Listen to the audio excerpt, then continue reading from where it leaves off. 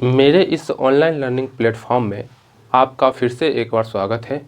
आज मैंने जो आपके लिए टॉपिक का संदर्भ चुना हूँ वह मुस्लिम महिलाओं के अधिकारों का संदर्भ चुना हूँ।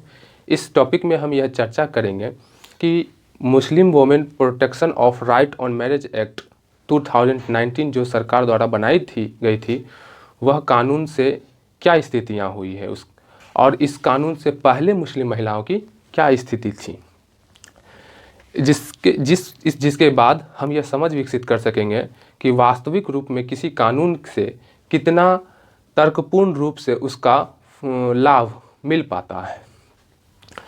तो इससे पहले इस Muslim women protection of right on marriage act के बनने से पहले मुस्लिम महिलाओं को 3 तरह की चुनौतियों का सामना करना पड़ता था जो उसके पर्सनल लॉ के अंतर्गत आता था और उसका अधिकारों का संरक्षण नहीं हो पाता था, वो असुरक्षा के माहौल में रहती थी।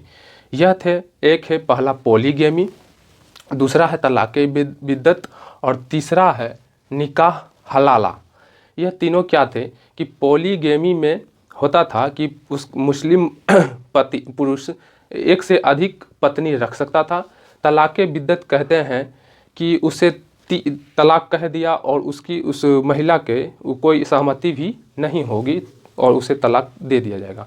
और निकाह हलाला क्या होता था कि अगर किसी पुरुष ने मुस्लिम महिला को तलाक दे दिया है तो उसके बाद अगर वह पत्नी उससे दोबारा शादी करना चाहती है तो उसके लिए पहले किसी दूसरे पुरुष के साथ विवाह करना होगा और उससे फिर डिवोर्स ले करके फिर वह अपने पहले के पति हस्बैंड के साथ विवाह कर सकती थी।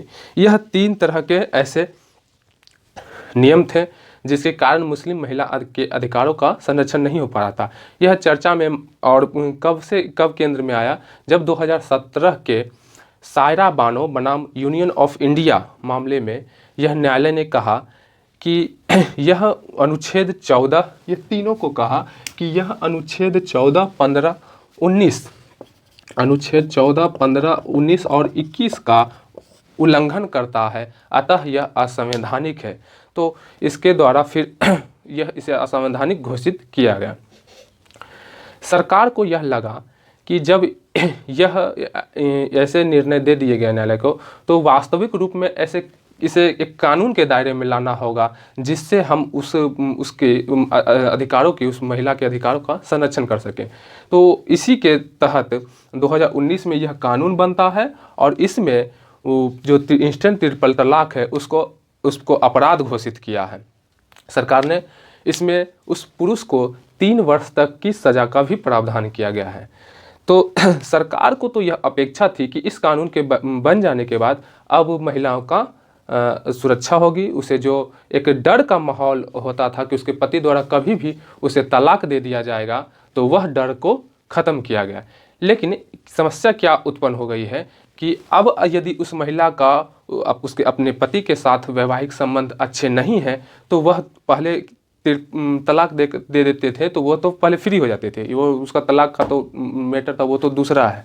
लेकिन वह उस रूप में स्वतंत्र हो जाते थे वह दूसरे विवाह करने के लिए। लेकिन अब तो ना उसे पति उसे तलाक दे रहा है और ना ही उसकी जो वैवाहिक स्थिति जो अच्छी होनी चाहिए वह स्थिति भी, उसके पत्नी वाला जो दर्जा होना चाहिए वह दर्जा भी उसे नहीं मिल पा रहा। तो यह एक दोहरी समस्या उत्पन्न हो गई है। कारण क्या है कि एक निर्णय था अहमद खान बनाम शाहबानो बेगम। इस मामले में न्यायालय ने कहा कि तलाकशुदा महिला को, मुस्लिम महिला को एक मुश्त राशि की सहायता मिलनी चाहिए। इसमें भी बहुत सारे विवाद उभर कर आए, तो सरकार ने इस निर्णय को पलटने के लिए, निरस्त करने के लिए एक कानून बनाया और उस कानून के बाद उसे निरस्त किया। फिर मामला आया 1985 में कि शबाना बानो बनाम इमरान खान मामले में कहा गया कि तलाकशुदा मुस्लिम महिला को आपराधिक प्रक्रिया संहिता की धारा 125 के तहत उसे मुआवजा पाने का अधिकार है। तो इस आधार पर तो उसे मुआवजा मिल जाते थे तलाकशुदा महिला को, लेकिन जब इस कानून को बना दिया गया तो वह तलाक नहीं मिल पा रहा अब, और उसे ना तो उसे मुआवजे की राशि मिल पा रही। तो अब सरकार के सामने यह चुनौती हो गई कि कैसे उस कानून में सरकार पे इस पर ध्यान अभी आकृष्ट नहीं हुआ, लेकिन यह एक गंभीर विवाद बनता जा रहा है। तो सरकार का यह करना होगा कि इस कानून में पर्याप्त संशोधन करके उस महिला के लिए उस अधिकारों की सुरक्षा के लिए कुछ ऐसे संशोधन करे जिससे उसे मुआवजा भी मिल जाए, या फिर उसे जो तलाक मिलना चाहिए या इसकी जो स्थिति नहीं है वैवाहिक संबंध उसके पति के बीच, उसे बेहतर किया जाना चाहिए। हालांकि यह तो वक्फ बोर्ड एक होती है राजकीय स्तर पर, जिसके तहत उसे अलाउंस मिलती है, उस महिला को अलाउंस मिलती है तलाकशुदा महिला। लेकिन यह प्रक्रिया इतनी जटिल है कि ना तो उसे उसका लाभ मिल पा रहा और ना ही उसे वैवाहिक रूप में उसके लिए सरल नहीं है। तो यही इस टॉपिक का चर्चा का मुख्य केंद्र में रहा। उम्मीद है कि आपको इस पे एक बेहतर समझ विकसित हुई होगी। क्योंकि हम जो भी कोई टॉपिक को चुनते हैं तो उसका संदर्भ व्यापक होता है, गंभीर और विवाद का वह मुद्दा रहता है, और उसे बहुत ही छोटे संक्षिप्त स्तर पर उसे चर्चा करने का प्रयास करते हैं। धन्यवाद।